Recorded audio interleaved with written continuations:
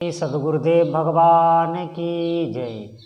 श्री सीताराम सरकार की जय। श्री राधा रमण लाल की जय। श्री गौरी शंकर महादेव की जय। सभी दर्शकों और भक्तों को कोटि कोटि प्रणाम। सबको प्रेम भरा जय जय श्री राधे। सभी दर्शकों, सभी भक्तों से निवेदन है, कृपया आज का सत्संग बहुत महत्वपूर्ण है, बहुत ध्यानपूर्वक सुनिएगा। आज हम ऐसे संशय की निवृत्ति करेंगे जो प्रायः सभी में होता है। कोई भी हो, चाहे वो साधक हो या ना हो, उसमें भी ये संशय रहता है। देखिए, कई लोगों का ये प्रश्न रहता है, कई लोग तो अश्रद्धा कर लेते हैं हमारे धर्मशास्त्रों पर, संतों पर, उनकी वाणियों पर, यहाँ तक कि देवी देवताओं, अपने इष्ट देव पर भी उनको अश्रद्धा हो जाती है। क्यों?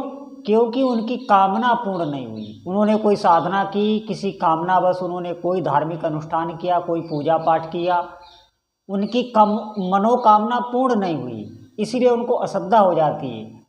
और ये मनोकामना पूर्ण क्यों नहीं होती?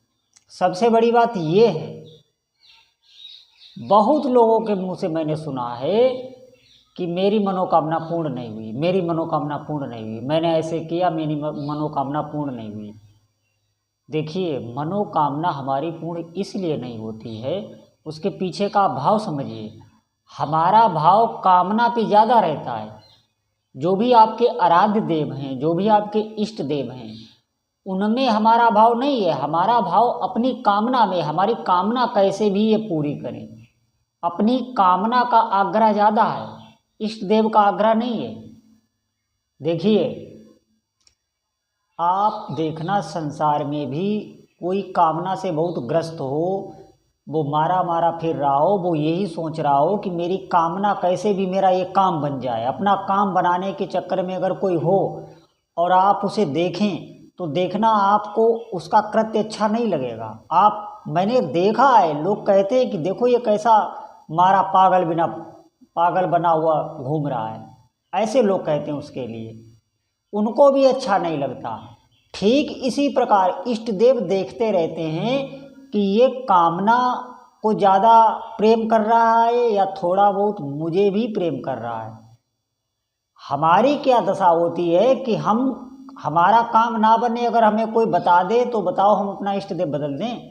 अगर कोई कहे अरे इनकी पूजा क्यों कर रहे हो, इनका जप क्यों कर रहे हो, तुम इनका जप करो, देखो सब कार्य होते हैं कि नहीं, तो हो सकता है हम अपने इष्ट देव को बदल लें कामना के चक्कर में। देखिए, संसार में भी अगर आप किसी की रुचि का ना करें, किसी के मन का ना करें और उससे अपने ही काम करवाते रहें, उसके मन की, उसकी इच्छा की अगर आप बिल्कुल भी फिक्र ना करते हो, तो वो आप पर कभी भी प्रसन्न नहीं हो सकता। संसार में किसी के साथ आप ये व्यवहार करके देख लें, वो प्रसन्न नहीं होगा। अगर आपको किसी भी मनुष्य तक को प्रसन्न करना है तो पहले उसकी रुचि का कीजिए, उसके मन का आप करिए। देखिए, वो आपके अधीन होता है कि नहीं। आप किसी को भी बस में कर सकते हैं, पशु पक्षी तक को आप बस में कर सकते हैं। और इष्ट देव के मन का हम बिल्कुल, उनकी रुचि का हमें कोई ध्यान ही नहीं, वो क्या चाहते हैं, उनको क्या अच्छा लगता है। अरे जब वो आपकी कामना अभी नहीं पूर्ण कर रहे हैं तो आप धैर्य से उनकी आराधना करते रहिए और मन में ये भाव रखिए कि प्रभु आप जो चाहें सो करें, लेकिन मैं आपको नहीं छोड़ सकता। अगर ये भाव आपने दृढ़ अपनी तरफ से कर लिया तो उधर से तो दृढ़ है ही। आप उनको क्या समझते हैं, वो कोई मनुष्य हैं? नहीं, अरे वो तो पराशक्ति हैं, वो सब जानते हैं। जब वो जान लेंगे आपकी निष्ठा को कि नहीं ये मुझे नहीं छोड़ सकता, तो वो आपको बिल्कुल नहीं छोड़ सकते। अरे आप एक कदम चलोगे, वो 1000 कदम चलते हैं। आप क्या समझते हो? सबसे बड़ी हमारी बुद्धि मलिन होती है। हम अपनी कामना से इतने ग्रसित होते हैं कि इन बातों पर हम ध्यान ही नहीं देते और हमें अश्रद्धा होने लगती है। निश्चित मानिए, आप धैर्य से चलते रहिए। अरे जो प्रभु करेंगे वो बहुत अच्छा करेंगे। हो सकता है आपको बहुत कुछ देने वाले वो हों, आप जब पात्र हो जाएंगे वो देने लगेंगे, वो पहले भी दे देते हैं, ऐसी बात नहीं है। इष्ट देव कुछ भी आपको दे सकते हैं। जैसे आप समझें, आपका कोई बहुत बड़ा राजा मित्र हो और आप उसके पास जाएं, अगर आप वहाँ पर अपनी मांग रख दें कि मुझे ये चाहिए, तो वो उतना ही आपको दे देगा। और अगर आप उस पर छोड़ दें तो वो अपने हिसाब से देगा। वो राजा है, उसकी मानसिकता अलग है, आपकी मानसिकता अलग है। आपकी छोटी छोटी कामनाएं आप उतना ही संसार समझ रहे हैं। वो राजा है, वो पूरे देश का राजा है, वो अपने हिसाब से सोचेगा, वो अपनी मानसिकता से देगा। यही सिर्फ यही हाल हमें अपने इष्ट देव के साथ, यही बिल्कुल जैसा आप मैंने ये उदाहरण दिया, ऐसी ही सोच आपको अपने इष्ट देव के प्रति रखनी है कि वो अपनी इच्छा से देंगे। उनकी इच्छा को आप क्या जानते हो? अरे वो राजा एक देश का होगा, वो तो पूरे त्रिभुवन के मालिक हैं। जिस भी शक्ति की आप आराधना कर रहे हो वो शक्तियाँ सब एक हैं। मेरा कभी ये मतभेद नहीं रहता कि ये देवता बड़े हैं, ये देवता छोटे, वो सब एक ही शक्ति है। कई बार मैंने बताया है कि इन शक्तियों में कोई भेद नहीं, कोई छोटा बड़ा नहीं। आप किसकी भी उपासना करें, भगवान शिव की करें, हनुमान जी की करें, माँ दुर्गा की करें, माँ शक्ति की करें, किसी की भी करें आप, वो सब एक ही हैं। तो वो अपने हिसाब से आपको देंगे। वो कितना उनका हिसाब है इसका कोई आकलन ही नहीं कर सकता कि वो कितना आपको दे सकते हैं। हमें ये भी तो कभी कभी सोचना चाहिए, तभी तो हमारी कामनाएं पूर्ण नहीं होती। हम कामना को लेकर ज़्यादा पागल हो जाते हैं कि ये हमारी कामना पूरी ही होनी चाहिए।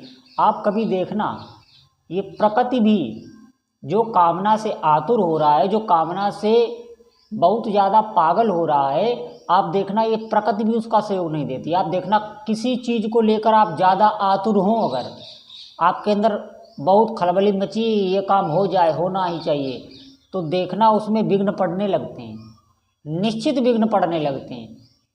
क्योंकि आपकी आतुरता प्रकृति को भी अच्छी नहीं लगती, मनुष्य को भी किसी की अच्छी नहीं लगती। कोई भी आतुर हो कामना बस, तो उसको देखकर सबको अंदर से एक जलन लगती है, मतलब अच्छा नहीं लगता उसको देखकर। वो सोचता है देखो ये कैसा पागल पागल बना फिरता है। ये धारणा मनुष्य में भी आती है। इष्ट देव हमको बहुत परिपक्व बनाना चाहते हैं। वो हमको इतना गंभीर, इतना धैर्यशाली, वो हम उनके भक्त हैं। आप उनका नाम जप कर रहे, उनकी आराधना कर रहे हैं, आपने उनके लिए जीवन समर्पित किया है, तो वो आपको ऐसा बना के खड़ा करेंगे कि आप कभी डिगे ना। अरे आपका ही वो उदाहरण पूरे इस विश्व में प्रदर्शित करेंगे। आपका क्यों? क्योंकि आपकी जिम्मेदारी उनकी जिम्मेदारी हो गई। वो आपको ऐसा बनाना चाहते हैं कि आप छोटी छोटी कामनाओं में ना फिसलें, इतना कुछ वो आपके देंगे। तो वो कसते हैं अपने भक्त को, इतना ध्यान रखना आप। बिल्कुल आप उनकी शरण में हैं, आप बिल्कुल कोई भी भय ना करें। कैसा भी ये सब मन की चाल हैं, ये हमारी दुर्वासनाओं की चाल हैं। हमारा अंतःकरण मलिन है, वो संसार के ही कार्य करता रहा है अभी तक, और इसीलिए उस पर सब वही परतें जमा है, वो वैसा ही सोचेगा। बिल्कुल आप ऐसा ना सोचें। आप अपने इष्ट देव की रुचि का भी ध्यान रखें, उन्हें क्या अच्छा लगता है। क्या कभी हम सोचते हैं हमारे इष्ट देव को क्या प्रिय है, वो कैसे हम पर प्रसन्न होंगे? अरे वो एक ही बात से प्रसन्न होते हैं कि आप सत्य आचरण करें और उनका नाम जपें। आप ऐसे आचरण ना करें जिससे दूसरों को दुख लगे। अरे जो अपने को व्यवहार अच्छा नहीं लगता वो दूसरे के साथ भी ना करें, जिससे दूसरे को पीड़ा हो, दुख हो, और उनका भजन भी करें। तो देखना कितनी जल्दी वो प्रसन्न होते हैं। कामना आपकी एक एक पूरी होती है, ये ध्यान रखना। ऐसा नहीं है कि आप कामना पर ज़्यादा आग्रह नहीं रखेंगे तो आपकी कामना नहीं पूर्ण होगी। एक एक कामना पूर्ण होती है, ये याद रखना। वो सब जानते हैं, वो इसीलिए उनको अंतर्यामी कहा जाता है। अंतर्यामी का मतलब जो हमारा अंतःकरण है उसके वो अधिष्ठात्र देवता हैं। वो सब देखते रहते हैं आप क्या सोच रहे हैं, आप पूर्व जन्म में क्या थे, आगे आप क्या होगे, आप कहाँ जाओगे, क्या गति होगी। अरे उनसे बड़ा संरक्षक, उनसे बड़ा अपना हमें कौन मिल सकता है। आपको बिल्कुल छोड़ना नहीं। जो भी आपके इष्ट देव हैं आप उनकी खूब आराधना करिए, उनके चरणों की प्रीति मांगिए।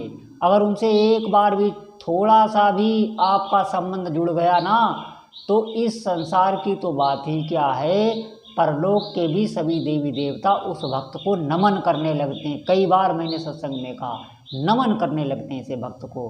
तो सभी भक्तों से मेरी यही प्रार्थना है कि आप भजन में लगिए, इष्ट देव से प्रेम करने की कोशिश कीजिए। फिर देखिए कैसी कैसी सिद्धियाँ, कैसी कैसी विलक्षण स्थितियाँ इसी शरीर में, इसी जन्म में आपको प्राप्त होंगी। बोलो जय जय श्री सीताराम।